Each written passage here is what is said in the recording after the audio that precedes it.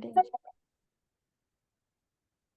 Good evening, everybody. Welcome to our, oh gosh, what month is this? July Magic Mixer.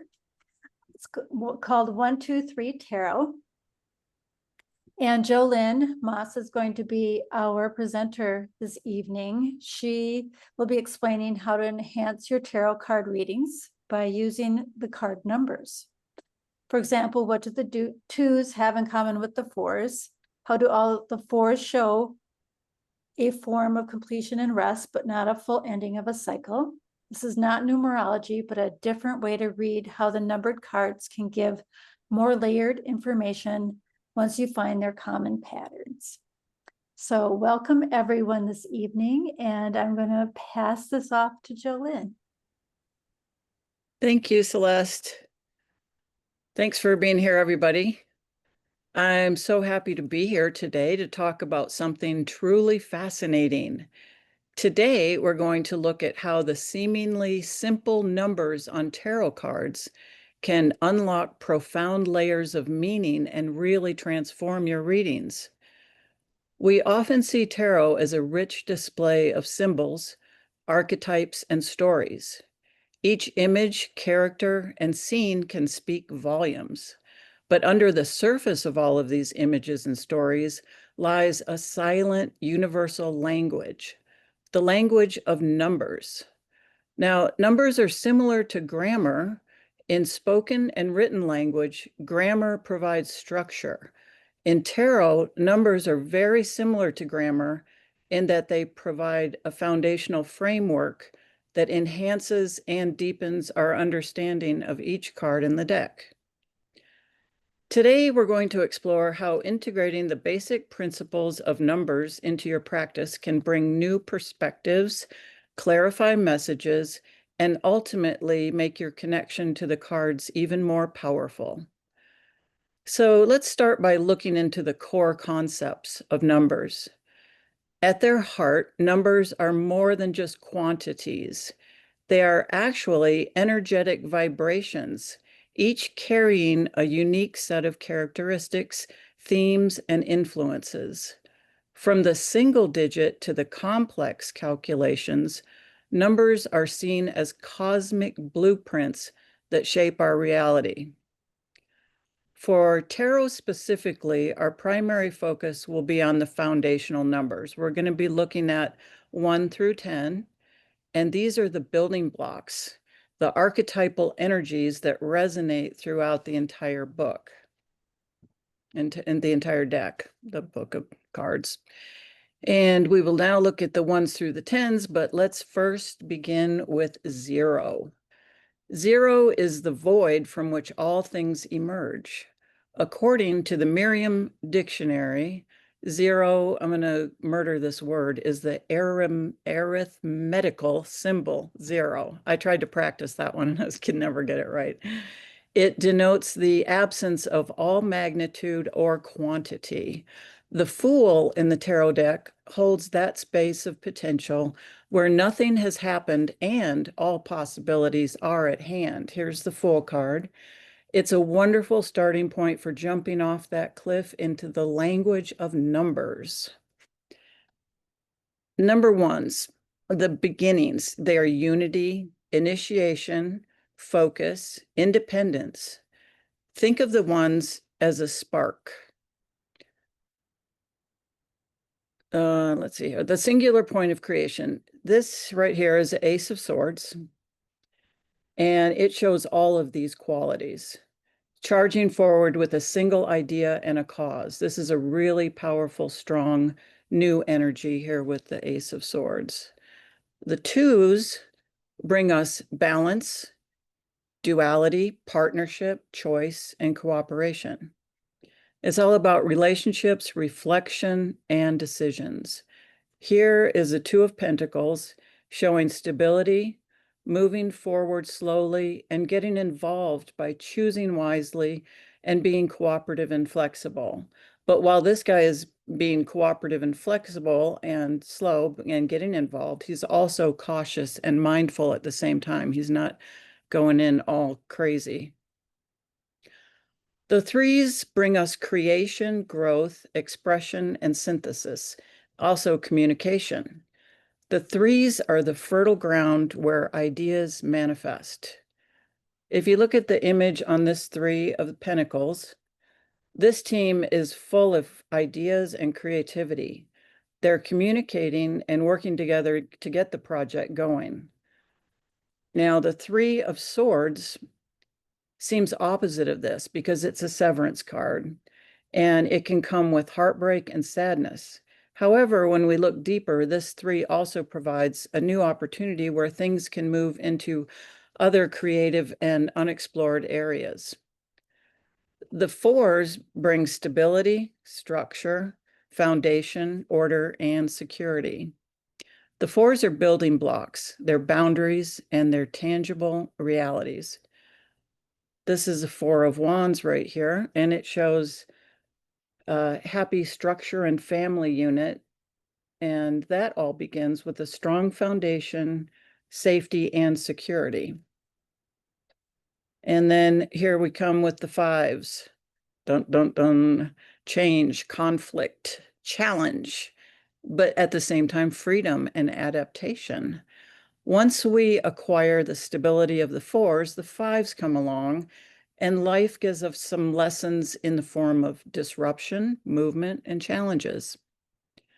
We learn these lessons through various experiences, which often seem difficult. This is shown here in the sadness of the Five of Cups, but it's all a part of life's up and downs. We all know that. Let's look at the sixes now.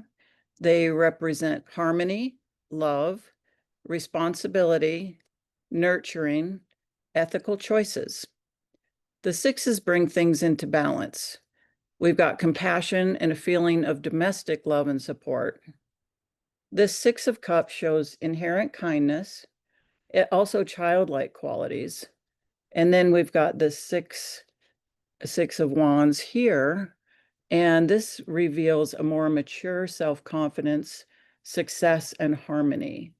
And these sixes are both the same energy. They're just different stages of life. Let's move on to the sevens. We've got, once again, more obstacles, confusion, but we also have effort and analysis. The sevens are a very challenging card and show us necessary effort on our part to move beyond and through conflicts and to resolve even more of those life lessons that the fives had revealed previously.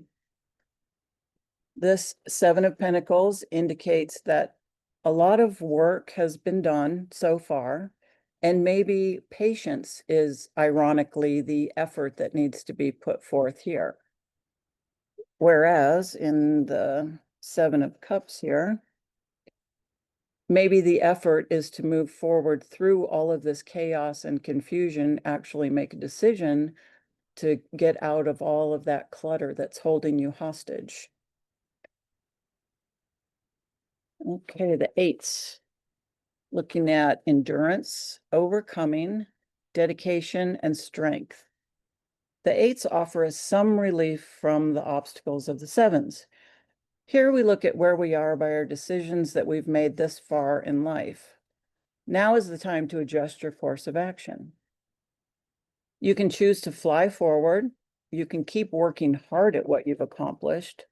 Or on the other hand, you can also choose to stay restricted if you're not ready to move forward. That's what this Eight of Swords is showing us here. She's just kind of self-trapped and not really ready to move forward, which is fine. Sometimes we have to get that courage going before we can really branch out and move forward. And the Eight of Cups here shows that you can actually leave behind everything that's familiar, everything that's traditional that you're used to, and it's ingrained in your life, and you can really reinvent yourself and just try something brand new. The nines, we have introspection, solitude, anticipation, reflection, and culmination. The nines are nearing the end of a cycle. The individual is beginning to reflect on their journey this far in life. And it's also a time of anticipation of looking at what the future might hold.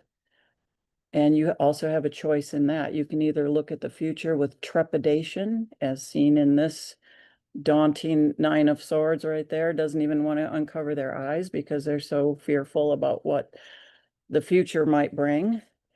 And you can also choose to look at it as this Nine of Pentacles here. And she's much more positive, using courage and excitement and looking with anticipation into the future. The tens are the end of the cycle, but they also bring new beginnings. They bring completion and wholeness. The tens are the completion of a major cycle. And these endings can come just because you can't take it anymore. You're completely done with something, which is shown by the Ten of Swords and also the Ten of Wands here. These guys have just had it. They've worked hard. They've accomplished everything they need to accomplish. And it is just timed for something new. So they're completely sick of it in a kind of a negative way. But also the tens can look at an ending coming from complete joy and success and celebration, as seen here in this Ten of Cups. So it's all about how you see things and your emotions, your feelings, and how you think about where you are at the end of your cycles. The number 10 can also be reduced to number 1 in numerology. 1 plus 0 is 1, which means that the 10 is the ending and it comes back around full circle to become the start of something new and to begin with, again, the number 1. So these are the core meanings of the numbers 1 through 10, and they are the lens that we will now view the tarot cards. We have been looking at the tarot cards, but we're going to look at the major arcana and see what those numbers and images tell us. We'll start here with the Magician, card number 1. He perfectly embodies the energy of the ones. It's about conscious creation, initiating action, focused will, and manifesting your desires. The Magician takes the raw potential of the Fool, the 0, and gives it direction, just as the number 1 is the first step when we're counting. High Priestess is the number 2 card. This card resonates deeply with the 2s. She represents duality, conscious and unconscious, light and shadow. She's all about intuition, hidden knowledge, and a need for balance. And you can see that she's sitting here between 2 pillars and guiding us to look beyond the obvious and embrace life's mysteries. The Empress is card number 3. And this is the card of growth and creation. The Empress is fertility, abundance, nurturing, and the blossoming of life. She brings forth beauty and creativity. The Empress synthesizes the active 1 and the receptive 2. She's filled with potential there. Moving on to our Emperor, card number 4. The 4 energy of stability, structure, and order is completely the essence of the Emperor. He represents authority, control, and building a solid foundation. He provides the framework within which things can grow. And we're not going to do every single one. Let's jump on to the Wheel of Fortune card. Here we see the 10 in action. Remember, the 10s are culmination, the completions of cycles.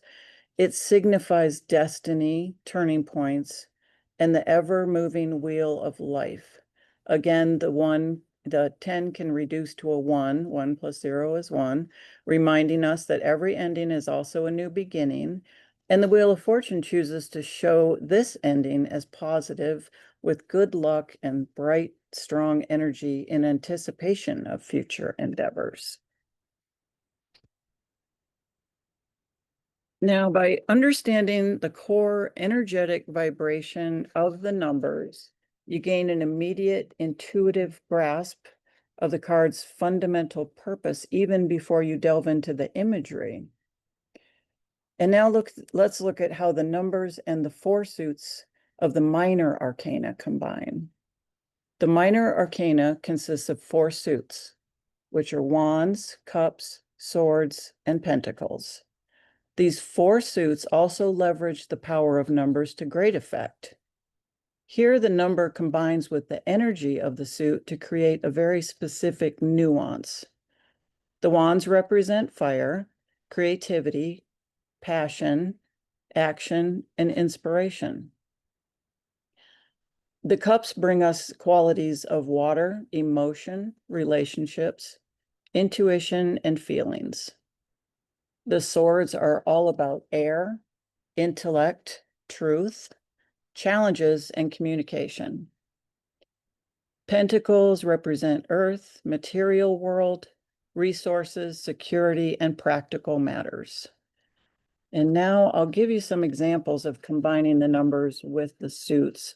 We start with the Ace of Wands. The aces are the ones. The ones are the new beginnings. And when combined with the fiery energy of the wands, there is a spark of inspiration, a new creative project, a burst of energy to start something new. If you were to switch this ace to cups, then you're looking at more of the emotional effort.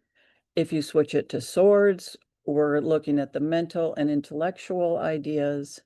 And the pentacles bring new, practical, scientific, more of the material matters. So it just depends on which suit you're looking at with those aces. The Two of Cups, we're combining the numbers 2 and the suit of cups here.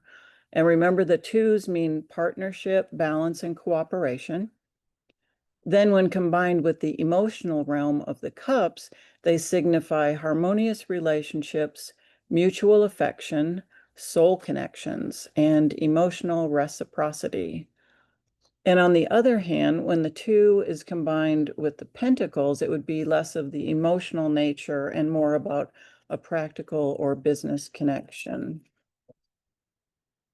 And we'll take a look at the Five of Swords. We're combining here the number 5 and the suit of swords.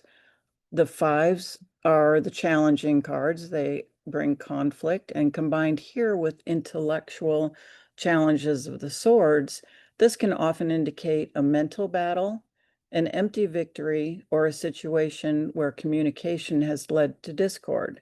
In this card, it looks like this guy in the front has won the battle, but it's not really a happy ending. There looks like there's a lot of hard feelings and disruption. So that is all about mental peace. Whereas if it were the Five of Cups, it would be more about the emotional and not the intellectual discord. So it just depends on the suit there. And now I'll give you one final example of combining the number 10 and the suit of Pentacles. So we'll look at the 10 of Pentacles here. And in this example, the 10 of culmination and completion combine with the material stability of Pentacles. The card speaks of long-term security, family legacy, generational wealth, and the ultimate fulfillment in the material world. It's the harvest of all practical efforts. And again, if it were a 10 of Wands instead of the Pentacles, it would be about completion pertaining to maybe a career, hobby, or a new project. So by understanding the numerical progression within each suit, you can see a story unfold from the initial spark, the ace, to the full manifestation or culmination, the 10. The numbers provide a consistent narrative arc across all of the suits. And now we can discuss how you can actually apply this knowledge in your readings with practical application to gain deeper insight. You can get a deeper interpretation when a card appears by first considering its core numerical meaning. So look at the numbers first, remember what their meanings are, start with that. Then you can layer on the symbolism and the imagery that jumps out at you. Look at the pictures, look at what the characters are doing, also look at the colors and the visual aspect of the card. Then you can consider the suit's energy, the 4 different suits, go with that energy, and this multi-layered approach will give you a richer, more nuanced understanding of your reading. You can also identify patterns. Notice if certain numbers appear repeatedly in a reading. This can mean that a message is trying to break through. Are you seeing a lot of 5s? This could indicate a period of significant change or challenge. Are you seeing several 3s? This might indicate a time of growth or creation. This numerical pattern can reveal overarching themes and really give your interpretations more depth. Also, the numbers can highlight why a situation feels a certain way. The 2s reveal duality, partnership, and having to be cooperative with others, while the 9s are more individual and introspective, indicating the need to be more self-reflective. This means that by noticing the meanings of these numbers, it will help you pinpoint the energetic root of the issue. So in conclusion, while the vivid, vibrant imagery of the tarot cards captivates our imagination, the subtle language of numbers provides a universal, foundational understanding that deepens each reading. It's like having an extra key to unlock the deck's wisdom. By paying attention to these numerical vibrations, you'll find your intuition is sharpened, your interpretations are enriched, and your connection to the ancient art of tarot more profound than ever before. And thank you all again for being here. I'll turn it back over to Celeste, and if you have any questions, I can also take questions.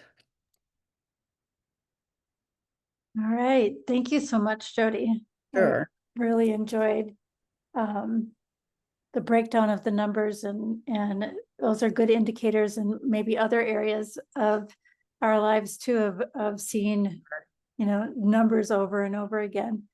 Does anyone have any questions?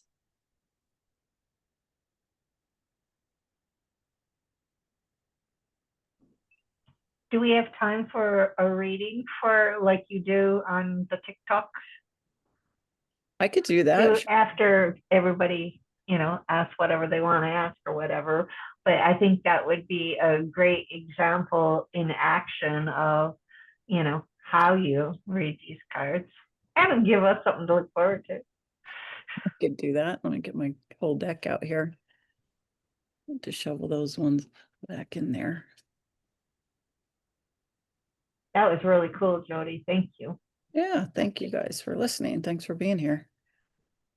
I like the dichotomy very much, and the use of the elements, and the coalition between the 8 of Cups, which is the infinity symbol, and the 2, which also has the infinity symbol. Mm-hmm.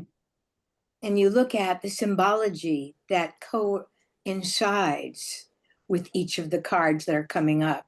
So it gives you, if you're doing a reading, it gives you a sense of the personality or resonance or frequency. Since I was in the last one, I liked that last talk, the frequency of the individual that you're dealing with.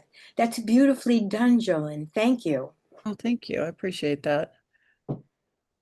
Yeah, and the examples that I gave as well, sometimes like when I say the Wheel of Fortune, it might not always be good luck and strength and happiness. It also gets clarified by the cards that fall right next to it. If it was flanked by a couple of really stressful cards, or if it falls reversed, I might read it in a totally different way. So the nice thing about tarot is that it's always in fluctuation, and it never is right or wrong. It just speaks as it needs to. Right, Carol? Mm-hmm.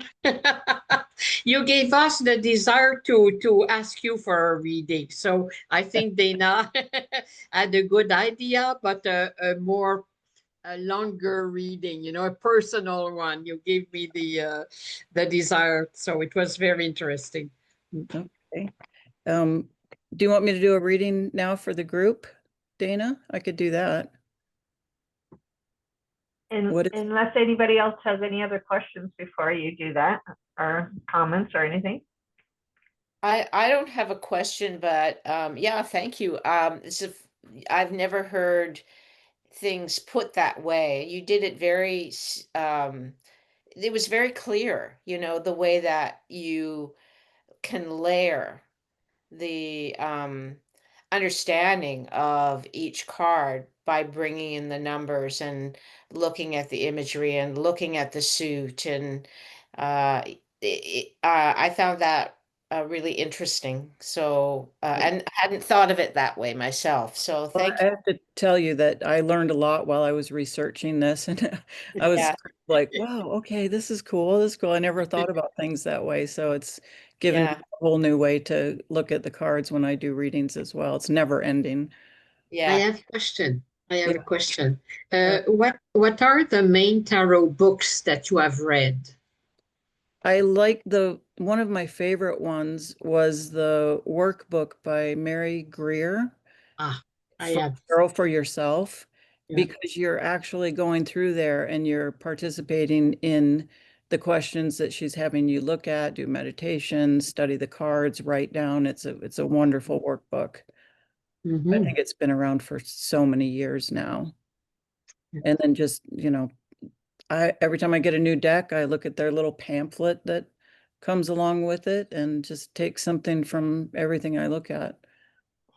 And you have like 100 decks, like that, pamphlets, without exaggeration, probably more.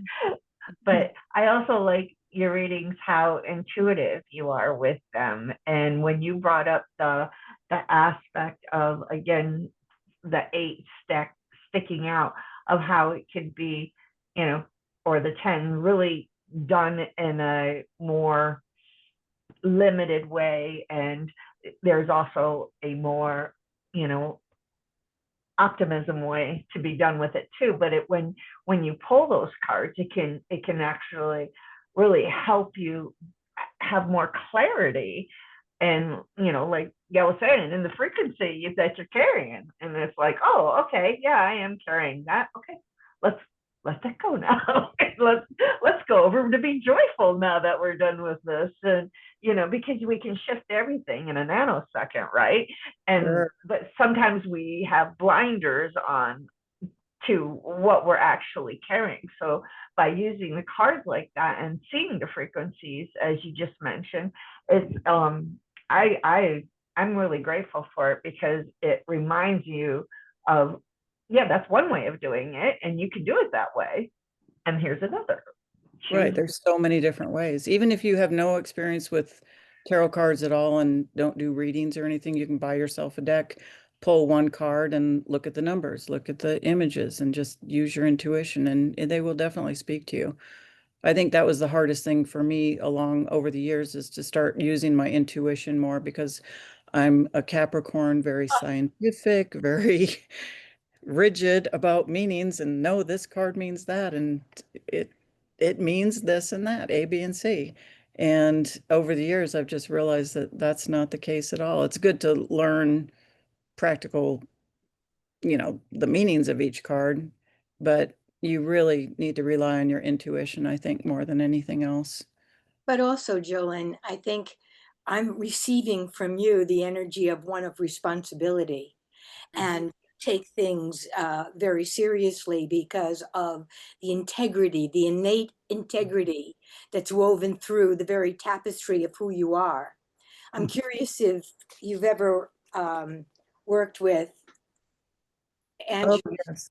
Yeah, that's a really good one too. I studied with her. Yeah. Did you really? Oh, Yeah, that's a I have good all one. of her cassettes Oh, in regard, but she was in Sausalito and I'm in Marin. nice.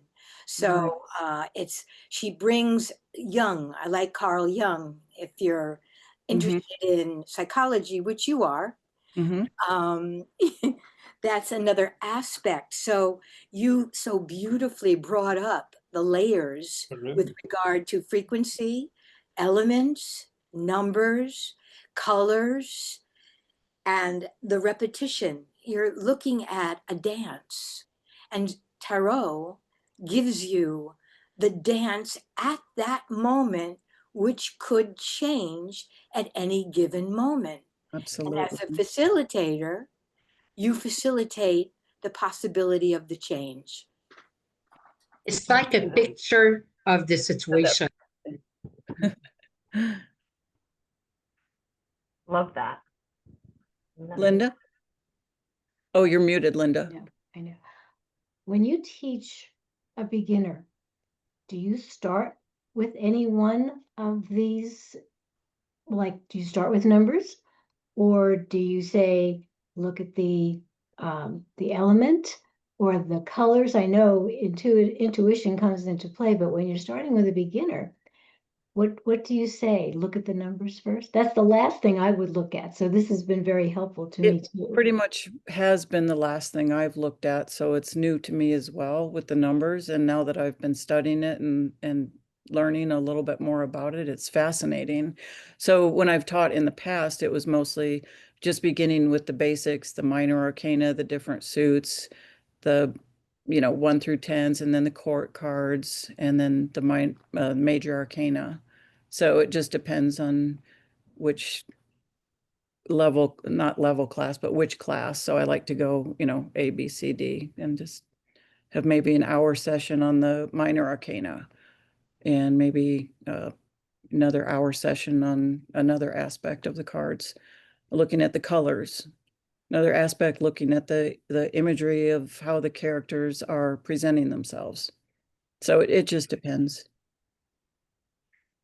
And she does have 2 more videos on this in our YouTube, what's it called, channel, on our YouTube channel. And Carol has one too. So there are 4 videos you can play with and explore if you'd like to, as well as her private stuff that she does. She's wonderful. Let's do a reading. Yeah. All right, I'm gonna shuffle. So You're going to do it for the group?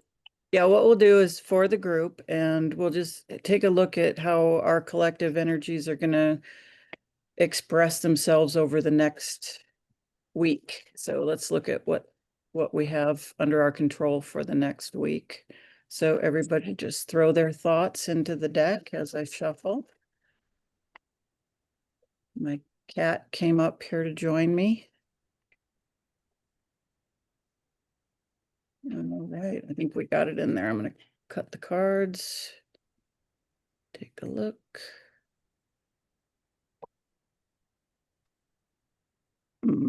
Interesting. We're going to start out by being very closed and isolated, maybe a little too grippy onto things, but there might be a reason to that, to not share too much and just stick with what we know, not get too expressive. That's going to change here in a nanosecond because we turn around and say, oh no, I want to, present some new things. This is the 3, remember, the creative and the outgoing energy, starting new projects, and also a helper is behind us. So we're starting to collaborate with other people as well. And it goes to the exact opposite with the Knight of Swords here, and he's charging forward. This couldn't have been changed more quickly in the week. So we start out very, very slow and calm and closed. We branch out, and once we light that spark, the fire with the wands and the energy, we take our ideas with the swords, the communication, and the ideas, and just absolutely go forth with reckless abandon. Let's take a look at what our helping card might be for the week. The helping card is to stay with the energy of the first card here. It is another pentacle, so we're going to be practical.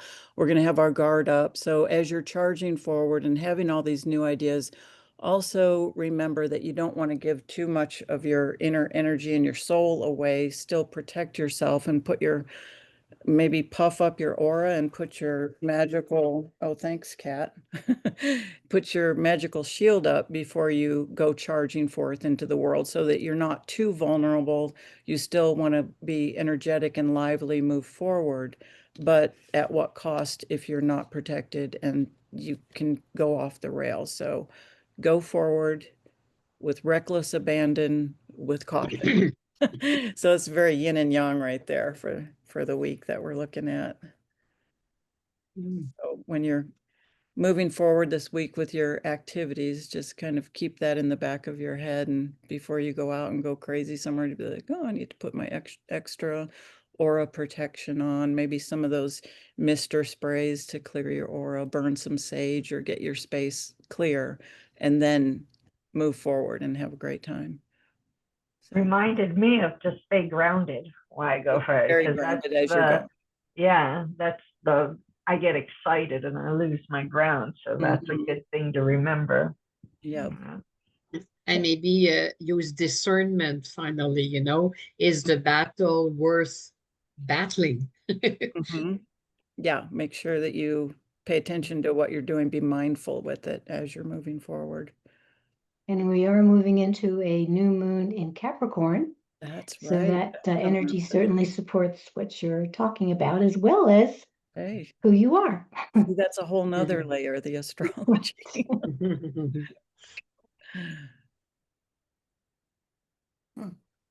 That Jo's been doing readings for over 40 years now, and she is so compassionate and kind when she reads. And when you call her, she can often, do a Zoom or do a recording and send you pictures of the cards, or she can do it in so many different ways and forms. It's such a gift. You're such a gift.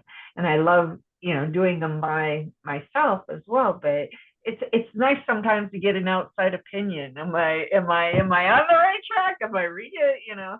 I think this is where I'm going. So, and I've been playing with the dragon cards lately and the goddess cards that Gilbert Williams, who all you Lazarus people know so well and love, I'm sure.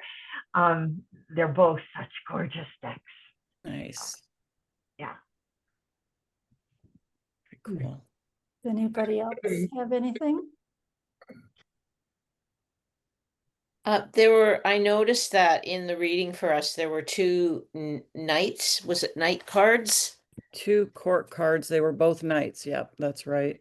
And Could you? we're looking at numbers. The 3s and 4s are the younger numbers, if you will, in the cards. So we're kind of beginning again on things. Things aren't wrapped up or accomplished. We're kind of, the ball has gotten rolling. It's not the ace, 2s. It's now the 3s and the 4s. So we're moving forward. And then the court cards come along, and those are youthful. They're not the pages, so they're not super young energy. They're a little bit older and wiser, but they're still young bucks that are moving forward, and they're brave, and they've got that courage and a lot of energy and passion. So Okay. yeah.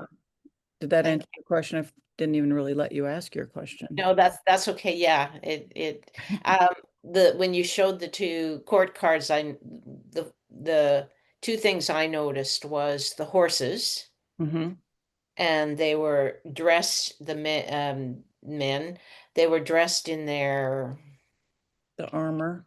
yeah. Yeah, that's the protection factor. Yeah. Forward. And it doesn't have to be a physical suit of armor. We all know that by just kind of Yeah. using our manifesting powers and our imagination and our ideas and vibrational frequency to get that protection when we need it. And nothing will ground you like a horse. And if Either you stay forget, on if you go out and What? you go chaotic, then you can do it in a, like you said, nanosecond as well. You just white tornado and you're done. Like, just, it's never too late to reestablish your balance and your groundedness.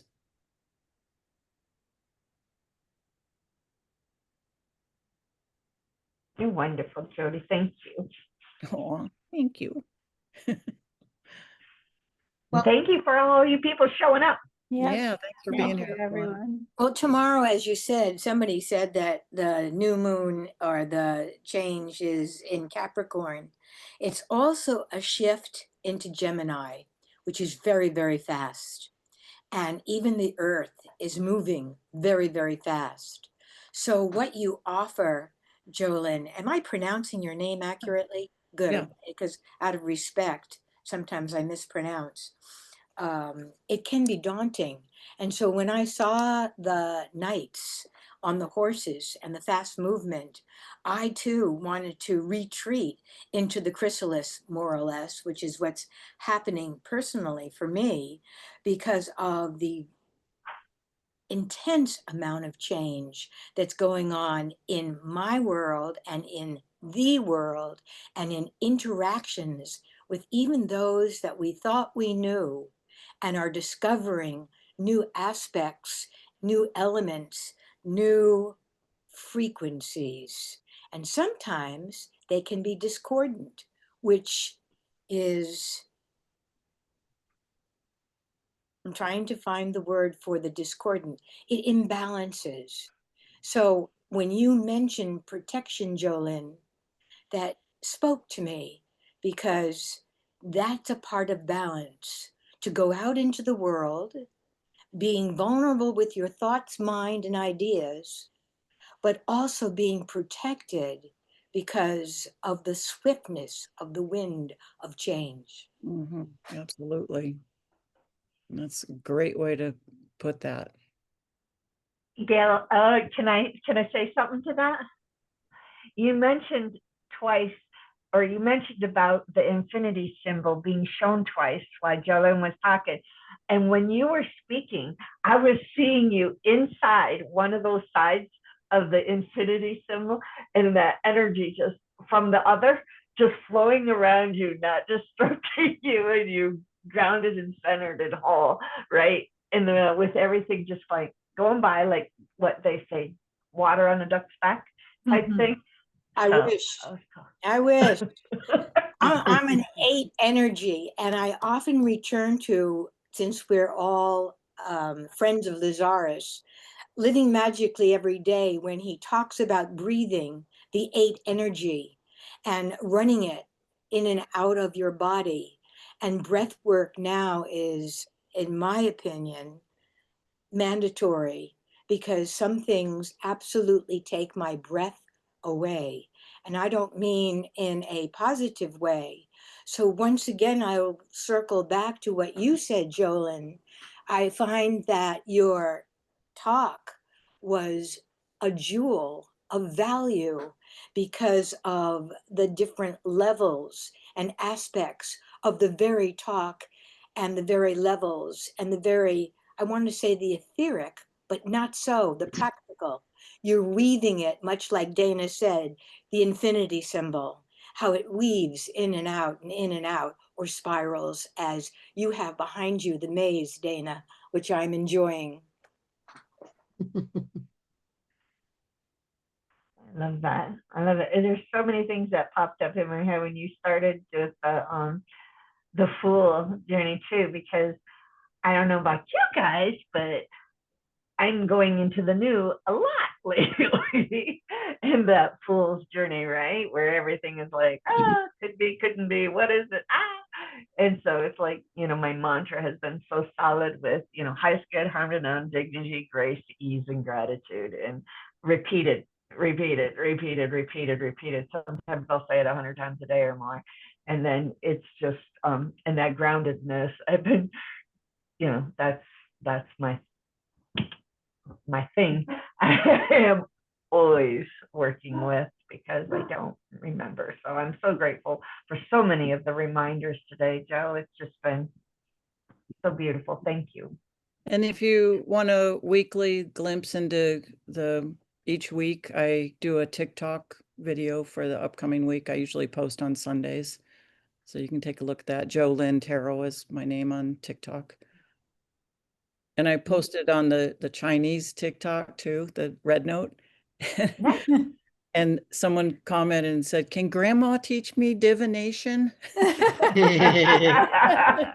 was like, wait, what? Who's grandma? Haven't taken the leap to TikTok yet. I'll have to. Yeah, it's a hard one. So I found it so great. I love TikTok. there's a lot of good things on there. I have learned more on TikTok in the 2 years, and I learned more in the first 6 months than I had in the 10 years. There are so many educational things. We want to get you on the Mountain Spirit Co-op. Maybe put your links to your videos on the Mountain Spirit Co-op TikTok too. That'll be great. All right. Do we have any other questions for this evening? Thank you again, JoLynn. It was a wonderful presentation. Thanks everyone. for And your feedback. next month, I think I'm going to be the presenter next month. So it'll be something about rocks. So just an FYI. You So. rock. Crystals is probably a better word. All right. Thank you, everybody. you. Thank you. It was fascinating. Bye, Great to see JoLynn. you. Bye, everyone. Have a great evening. Good to see everybody. Good evening. Night. Great job.